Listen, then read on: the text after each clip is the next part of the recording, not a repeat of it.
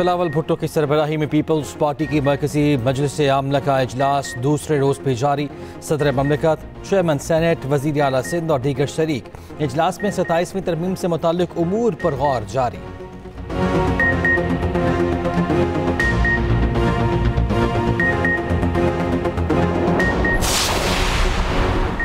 26वीं तरमीम में निकाली गई शिक़ें 27वीं तरमीम में शामिल करना कबूल नहीं। आर्टिकल 243 से मुताल्लिक जमहूरियत पर असर पड़ेगा।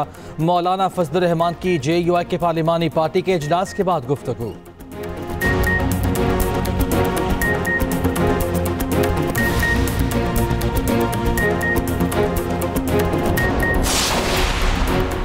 आइन में तरमीम इत्तफ़ाक़ राय से होनी चाहिए, अक्सरियत से मर्जी के फैसले नहीं होने चाहिए।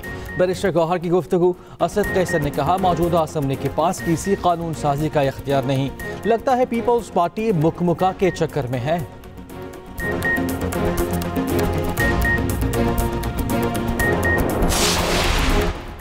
नायब वज़ीर आज़म इसहाक़ डार से अमरीकी नाज़िम उल अमूर नेटली बेकर की मुलाकात। तर्जुमान दफ्तर ख़ारिजा के मुताबिक नायब वज़ीर आज़म ने पाक अमरीका ताल्लुकात की मुस्बत रफ्तार पर इत्मीनान का इज़हार किया।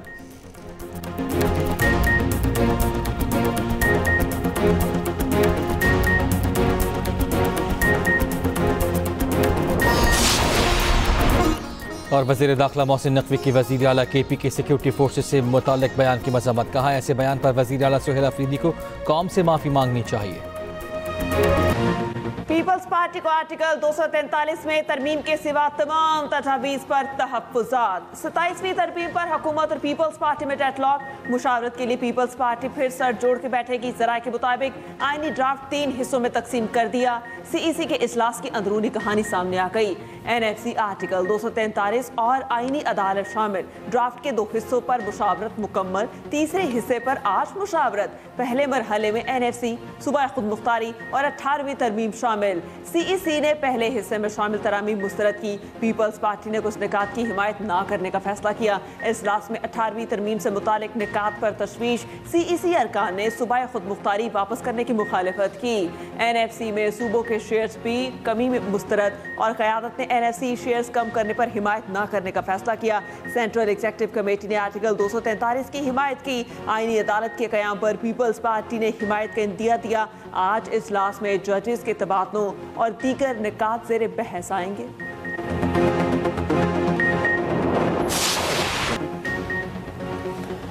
आईनी तरमीम पर डेडलॉक के बाइस वफाकी काबीना का आज तलब किया गया इजलास मुलतवी। इजलास में 27वीं आईनी तरमीम की मंजूरी दी जानी थी।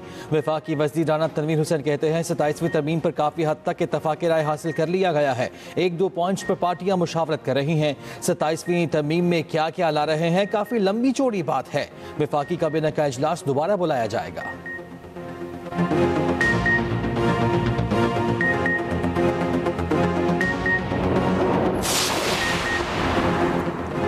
मौलाना फजलुर रहमान की रिहाइशगाह पर JUI की बैठक। पार्लिमानी पार्टी के इजलास में 27वीं तरमीम पर मुशावरत। मौलाना फजलुर रहमान 2 रोज़ा दौरे पर आज कराची पहुंचेंगे। JUI के सरबराह की बिलावल भुट्टो जरदारी से मुलाकात मुतवक्के। मौलाना समीउल हक सवाती का कहना है, मौलाना का दौरा गैर सियासी है, ताहाल कोई सियासी मुलाकात तय नहीं। उधर गवर्नर हाउस इस्लामाबाद में मुस्लिम लीग काफ के वफ़द की MQM क़यादत से मुलाकात। 27वीं आईनी तरमीमी मुसवदे पर तफसीली मुशावरत।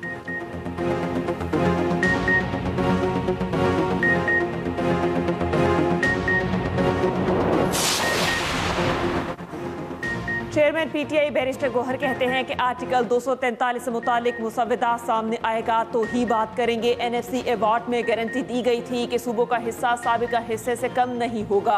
आइन में तरमीम इत्तेफाक राय से होनी चाहिए, ना कि अक्सरियत हो तो आप जो मर्जी फैसले करें। असद कैसर बोले, मौजूदा असम्बली के पास किसी कानून साजी का इख्तियार नहीं। इस हुकूमत के पास अवाम का मैंडेट नहीं। 27वीं तरमीम पीपल्स पार्टी की सियासत का सवाल है। इस पैकेज को मुकम्मल मुस्तरद करना चाहिए। लगता है कि पीपल्स पार्टी मुकमुका के चक्कर में है।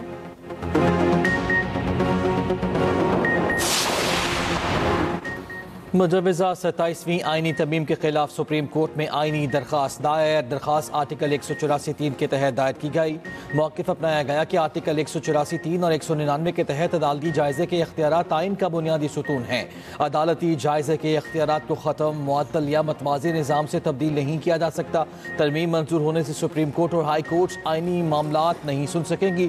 मुजवजा तरमीम से अदालती निज़ाम मफलूज और अदालतें गैर मौसर हो जाएंगी। दरख्वास्त में बैनुल अक़वामी अदालती मिसालें भी शामिल।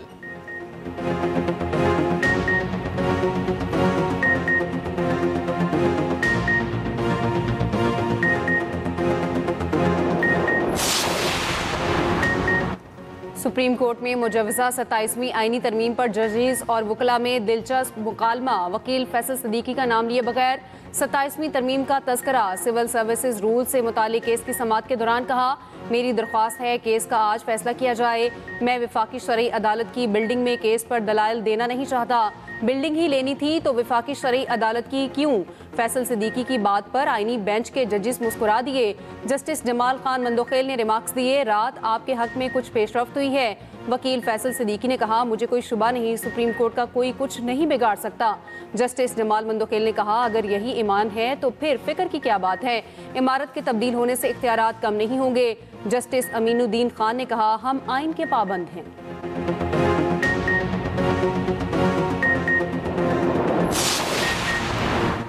वज़ीर आज़म शहबाज शरीफ अज़रबाईजान के सदर की दावत पर बाकू पहुंच गए। अज़रबाईजान के यौम फ़तह की सालगिरह तक़रीब में शिरकत करेंगे। तर्जुमान दफ्तर ख़ारजा के मुताबिक शहबाज शरीफ अज़रबाईजान के सदर इल्हाम अलीव से भी मुलाकात करेंगे। दोनों रहनुमाओं के दरमियान दो तरफ़ा ताल्लुकात पर तबादला ख्याल किया जाएगा। तिजारत और सरमायाकारी, तवानाई, दिफा और दीगर शोबों में ताउन के फ़रोग़ पर गौर होगा। वज़ीर आज़म शहबाज शरीफ से ईरानी पार्लियामेंट के स्पीकर डॉक्टर बाकिर की मुलाकात, दो तरफ़ा ताल्लुकात, इलाकाई और आलमी अमूर पर तबादला ख्याल। रियासती दहशत गर्दी और खुद मुख्तार ममालिक के खिलाफ बिला इश्तियाल हमलों की मजम्मत।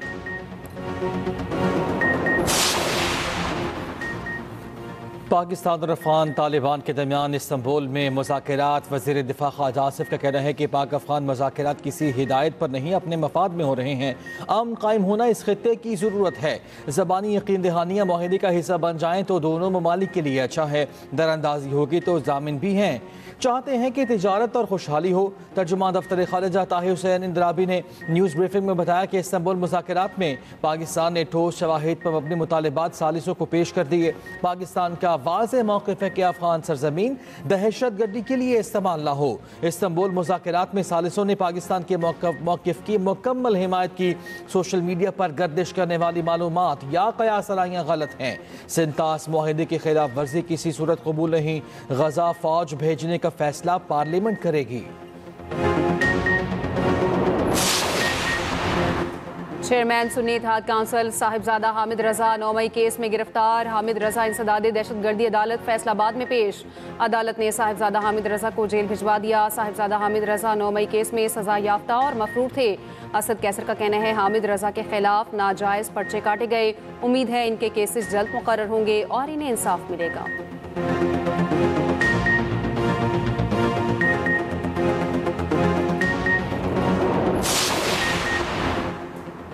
गवर्नर खैबर पख्तूनख्वा फैसल करीम कुंडी का मुसल्लह फाश के खिलाफ बयानात पर इज़हार मज़म्मत। गवर्नर का वज़ीर आला KP से सब्र तहम्मुल और ज़ब्त तहम्मुल और कौमी यकजहती बरकरार रखने का मुतालबा। कहा, इंटेलिजेंस बुनियाद पर ऑपरेशन अवाम के तहफ़्फ़ुज़ और अमन की बहाली के लिए होते हैं। फौज के अज़ाइम पर सवाल उठाना हौसले और अवामी सलामती को नुकसान पहुँचाता है। सियासत को कौमी सलामती के इदारों को कमज़ोर करने का ज़रिया न बनाया जाए। तमाम सियासी कुव्वतों को देरपा अमन के लिए मुसल्लह अफवाज के साथ खड़ा होना चाहिए। एहतसाब का असल फैसला अवाम अगले इंतखाबात में करेंगे। खैबर यूनियन ऑफ जर्नलिस्ट की वज़ीर आला खैबर पख्तूनख्वा के बयान की मजम्मत। वज़ीर आला KP को बानी की रिहाई के अलावा किसी चीज़ की फिक्र नहीं। खैबर पख्तूनख्वा में हुकूमत नज़र ही नहीं आ रही। अवाम नेशनल पार्टी के मरकज़ी सदर अमल वली खान की तनकीद। एक्स पर पैगाम में कहा, खैबर पख्तूनख्वा पिछले 12 साल से एक कॉम्प्रोमाइज सूरत हाल से गुजर रहा है। सूबे में दहशत गर्दी, बदअमनी और तालिबानाइजेशन है।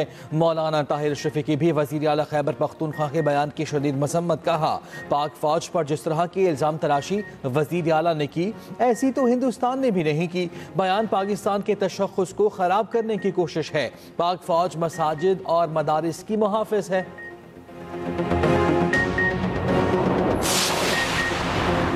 स्पीकर कौमी असम्बली अयाज सादिक से बैरिस्टर गौहर की क़यादत में PTI वफ़द की मुलाकात। PTI वफ़द का महमूद खान अचकज़ई को कायदे हिज़्ब इख्तिलाफ मुक़र्रर करने का मुतालबा। स्पीकर ने कहा मामला ज़ेर समाअत है, अदालती फैसला सामने आने के बाद गौर किया जाएगा। अयाज सादिक को PTI को पार्लियामेंट में तामीरी किरदार अदा करने की ताक़ीद।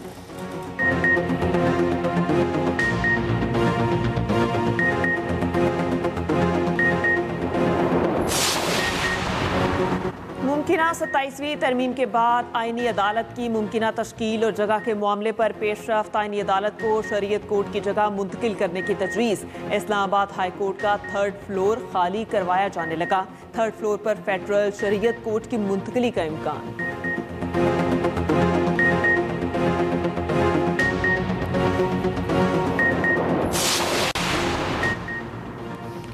ख़वातीन को बाइख्तियार बनाना सिर्फ इंसाफ का तकाजा नहीं, तरक्की की कुंजी भी है। दुनिया में सिनफी इम्तियाज़ को फ़रोग देने और ख़वातीन को बाइख्तियार बनाने की कोशिशों को सराहते हैं। खातून अव्वल आसिफा भुट्टो का दोहा में ग्लोबल अवार्ड बनाए विमेन एम्पावरमेंट की तकरीब से खिताब। कहा यह अवार्ड ख़वातीन की शमूलियत, इंसाफ और मौक़े की नुमाइंदगी करता है। बहरीन की बसीरत अफरोज़ क़यादत और उनके इक़दामात को खिराज तहसीन।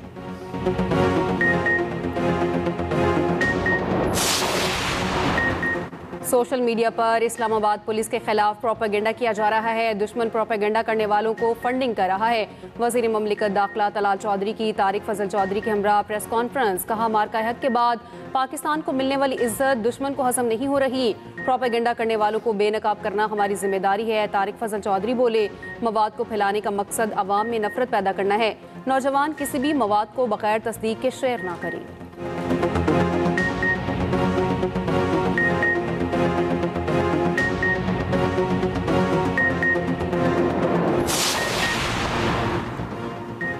हुकूमत को लेबर की फलाह के लिए वसाइल को बढ़ाना चाहिए। स्पीकर मलिक अहमद खान का लाहौर में तकरीब से खिताब। कहा मौजूदा कानून साजी नाकाफी है, बेहतरी की ज़रूरत है। शाफे हुसैन को इल्म है सनत मजदूर के बगैर बेमायनी है। यकीन है कि शाफे साहब मजदूर की फलाह के लिए भरपूर काम करेंगे।